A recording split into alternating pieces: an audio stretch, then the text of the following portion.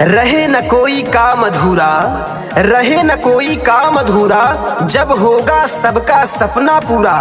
आया मौका फिर एक बार, आया मौका फिर एक बार, धोखा मत खाना अब की बार, धोखा मत खाना अब की बार। जी हाँ दोस्तों, ग्राम सभा कलचिहा से प्रधान पद हेतु गांव के सर्वांगीण विकास एवं खुशहाली के लिए संघर्षशील योग्य प्रत्याशी जावेंद्र पांडे उर्फ भोला नेता पत्रकार को चुनाव चिन्ह कन्नी पर मुहर लगाकर भारी मतों से विजयी बनाए और ग्राम सभा कलचिहा का ग्राम प्रधान बनाए।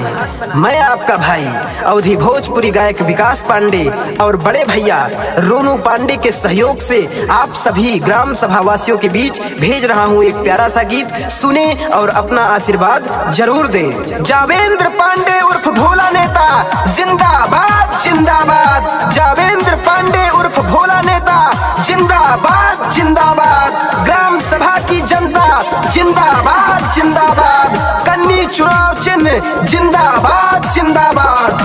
आस्था म्यूजिक। ग्राम सभा कलचिहा को है चमकाना, पढ़ा लिखा नेक परिधान है बनाना। चाचा भूले न जाना भोला नेता को जिताना, चाची भूले न जाना मोहर कन्नी पे लगाना।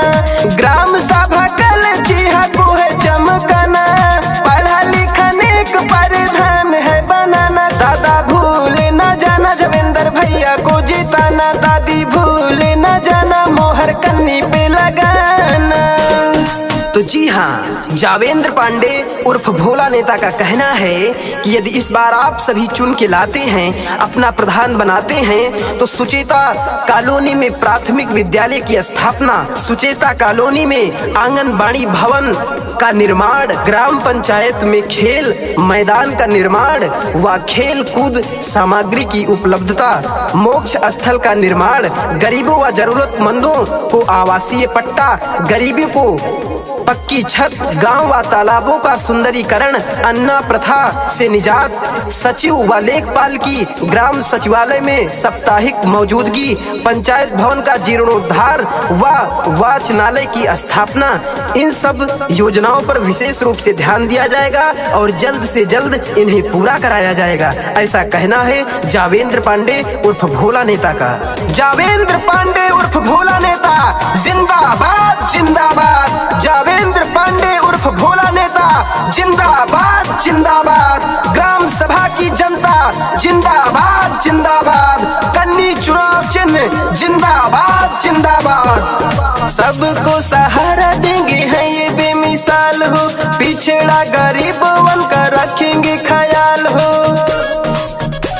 काका सबको सहारा देंगे हैं ये बेमिसाल हो, पिछड़ा गरीब मन का रखेंगे ख्याल हो। लगे हैं विरोधी बहकावे में नयाना, लगे हैं विरोधी बहकावे में नयाना। भैया भूले न जाना कन्नी पर है मोहर लगाना, भाभी भूले न जाना भोला नेता को जिताना।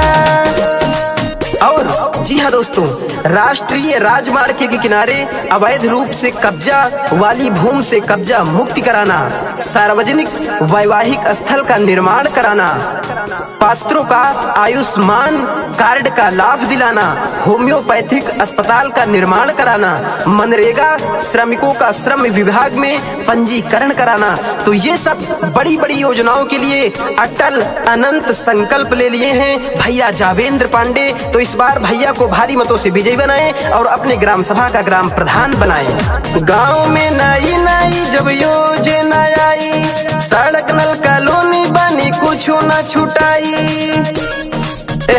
दादा गांव में नई नई जब योजना आई, सड़क नल कॉलोनी बनी कुछ न छुटाई। बिजली शिक्षा पानी अगर बेटर है पाना, बिजली शिक्षा पानी अगर बेटर है पाना। जावेंद्र भैया को जिताना, मोहर कन्नी पे लगाना, भोला नेता को जिताना, मोहर कन्नी पे लगाना। हो चुका आगाज, रण बदलने की बारी है। हो चुका आगाज, रण बदलने की बारी है। इतिहास वही लिखेगा, इतिहास वही लिखेगा जिसका संघर्ष बारी है। तो भाइयों, बदलाव प्रकृति का नियम है। यदि इस बार बदलाव नहीं किए तो इस बदलते युग के दौर में फिर से ग्राम सभा कलचिहा 5 साल विकास की आस लगाए बैठा रहेगा। तो इस बार बिना किसी के बहकावे में आकर भैया जावेंद्र पांडे उर्फ भोला नेता को भारी मतों से विजयी बनाएं और अपना ग्राम प्रधान बनाएं। जावेंद्र पांडे उर्फ भोला नेता जिंदाबाद जिंदाबाद। जावेंद्र पांडे उर्फ